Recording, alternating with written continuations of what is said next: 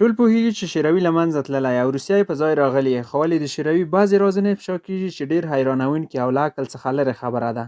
نن غواړو د شوروي حیرانوونکی راز درته افشا کړو. په 1949 کال کې د جنوري په میاشت کې د روسیې څو محصلینو چې ټول ورزشکاران وو غوښتل یې د اورال د غرونو په لړۍ کې یو تحقیقاتي څېړنه ترسره کړي او هغه هلته پیاده لاړ شي 14 ورځو لپاره پاتې شي، هلته خیمه ووهي او بیرته راوګرځي. پوهېږئ چې په روسیه کې د جنوري په میاشت کې سختې واورې او توپانونه وي. دغو محصلینو په حرکت باندې پیل وکړ او د اسکي ټول وسایل یې له ځانه سره واخیستل. د دغې سفر مصرف محصلینو ته ټول د پوهنتون لخوا ورکول کېده، خو په آخر وخت کې چې کله دغه ډلې په حرکت باندې پیل کړه د پوهنتون لخوا ورته وویل شول چې دغه کس یعنی سیمیون زولوتاریو چې 30 کلن و له ځانه سره بوځي. دغه کس په دوهمه نړیواله جګړه کې هم برخه اخیستې وه، خو دغو ټولو محصلینو عمر تر 1420 کالونو پورې زیات نه و.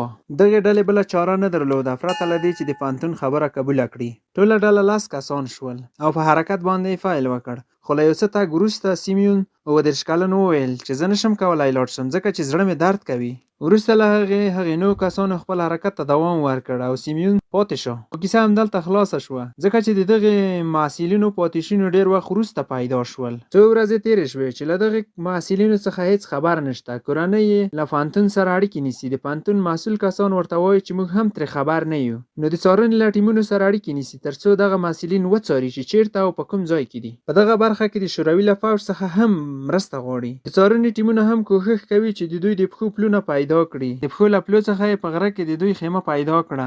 دغې ډلې یوه لویه خیمه هم درلوده او د اسکي لرګي یې د خیمې مخې ته په منظم ډول ایښي وو. ګوري چې خیمه د ننه له طرفه څخه غوڅه شوې ده، ولې د خیمې په داخل کې ډوډۍ او غذایي مواد هم شته چې هیڅ چا نه دي خوړلي، خو دغه 9 نفره ورک دي چې چیرته دي. کله یې چې څېړنه وکړه ګوري چې د خیمې چادر د ننه طرف څخه غوڅ شوی دی. ټول څېړونکي په دغه فکر کې وو چې دغه 9 نفره ورزشکاران او په کار پوه خلک آخر څه ډول ووژل شول. باور به مو ونه شي کالي او پتلونونه یې په خیمه کې پاتې وو، یعنې لوڅ تللي وو. کله چې تحقیقات وکړل ګوري چې د پښو له پلو څخه یې داسې معلومېده چې بوټ یې نه وو پښو کړي، یعنې په واوره کې پښو لوڅې تللي وو.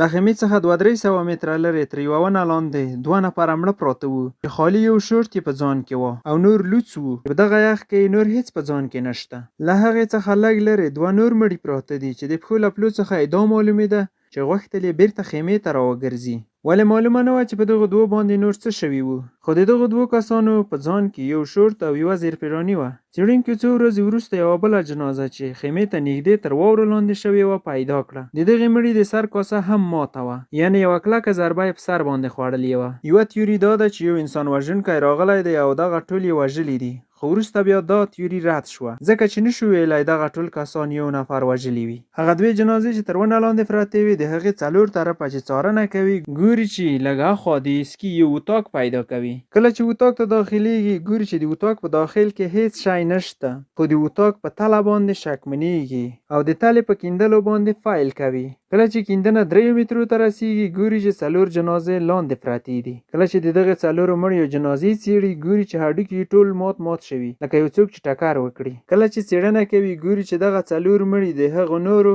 څخه د زیاتې مودې لپاره ژوندي وو.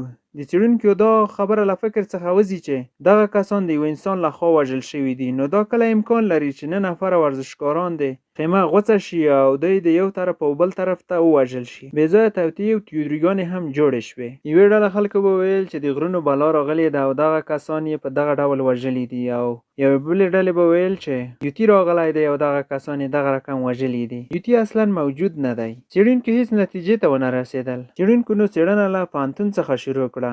له هغې ځای څخه دوی پوه شول چې له دغې ډلې سره یو 30 کلن سیمیون نومېده غوښتل یې له دې سره په دغه سفر کې برخه واخلي. هغه څوک دی، چیرته دی او ولې پاتې شو؟ کله یې چې څېړنه وکړله په دې پوه شول چې دغه کس د KGB جاسوس دی. نور یې د دغې کس په اړه څېړنې بندې کړې او شاید KGB ورته ویلي وي چې زموږ د کس په اړه څېړنې مه کوئ. یوه بله تیوري دا ده چې هغلته شاید اتومي ازمایښت ترسره شوی وي چې دغه کسان یې وژلي دي، خو خیمې او د اسکي لرګیو هیڅ شور نه دی خوړلی. او د پښو پلونه هم نه دي پاک شوي. نو له دې څخه معلومیږي چې دا د اتومي ازمایښت کار نه دی. په شوروي کې د دغه تحقیقاتو په اړه نورې پیسې مصرف نه کړې او داسې معلومېده چې له مرکز څخه امر صادر شوی دی چې نور د دغه تحقیقات بند شي. کله چې شوروي له منځه لاړه او روسیه یې په ځای راغله، د هغې وخت څخه 30 کاله تیر شول، یعنې په 2019 کال کې بیا څېړنې پیل شوې او د دغې څېړنې وروسته یوه تیوري رامنځته کړله. د دوی تحقیقاتو دا ښودله چې دوی خیمه په شیبدار ځای کې نصب کړې وه او په هغه ورځ باد هم ډېر زیات و. په همدې خاطر خیمې ته زیاته واوره راټوله شوې وه. نو کله چې واوره د خیمې تر شا زیاته شوه، نو واوره په خیمه باندې راغله. نو لومړی کس چې د خیمې تر څنګ تر واورو لاندې ښخ شوی و، دغلته د واورې د حرکت په واسطه ووژل شو. تیوري وایي چې محصلینو فکر کاوه چې یو لوی برکوچ را روان دی. نو په همدې خاطر یې خیمه د منځ له طرفه غوڅه کړه او پرته له دې چې کالي واغوندي له خیمې څخه وتښتېدل. په دې خاطر چې یو امن ځای پیدا کړي، نو تر ونه لاندې پټ شول تر څو له توپان څخه خوندي پاتې شي. دا چې کالي یې پر تن نه وو، نو د یخنۍ له امله هغلته ووژل شول. باد، یخنۍ او واورې یو وواژه. کله چې یو څو نفره مړه شول، د واورې توپان هم رانغی، نو بیرته د خیمې په طرف راوګرځېدل. کله چې خیمې ته راګرځېدل، نو په لاره کې د یخنۍ له امله مړه شول. هغه 4 نفر چې ډېر قوي وو او په یخنۍ کې ژوندي پاتې شوي وو، د اسکي یو اتاق پیدا کړی و چې ډېر پخوا هلته جوړ شوی و او ور داخل شول. خو بدبختانه دغه د اسکي اتاق د یو یخ پر سر باندې جوړ شوی و چې ترې لاندې اوبو جریان درلود. کله چې دغه 4 نفره دغه اتاق ته داخل شول، نو د اسکي د اتاق وزن په زیاتېدو شو او دغه اتاق په اوبو کې لاندې ولاړه. نو په یو وار 4 نفره تر اتاق لاندې په اوبو کې ولوېدل. نو په همدې خاطر یخ 3 متره مات کړ چې هغه 4 نورې جنازې ترې لاندې پیدا شوې. ولې فکر ونه کړی چې دا یو حقیقت دی؟ دا هم یوه تیوري ده. تنها هغه څوک چې د دغې پیښې ځواب ویلی شي 31 کلن سیمیون دی چې د KGB مامور و. متاسفانه هغه تر 2019 کال څخه مخکې مړ شوی و. تاسو څه فکر کوئ؟ دا هغه باور نه کوونکې پیښه ده چې له شوروي څخه پاتې ده؟